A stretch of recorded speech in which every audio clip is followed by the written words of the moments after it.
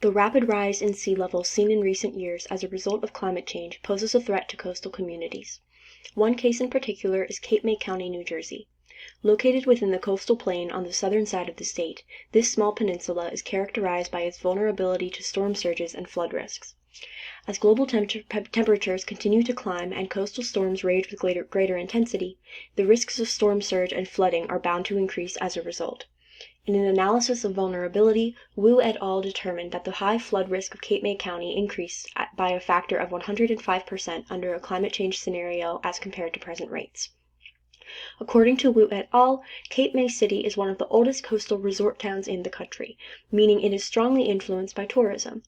With increased dangers of flooding as a result of sea level rise, this popular seaside destination could be uninhabitable if such trends continue.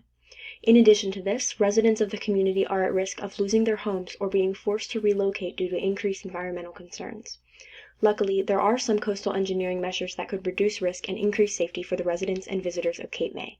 One example of this is a development coined as the sand engine nourishment.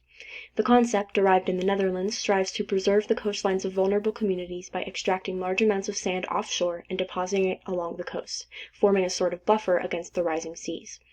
Utilizing this method in areas like Cape May could help slow the detriment caused by climate-related sea level change.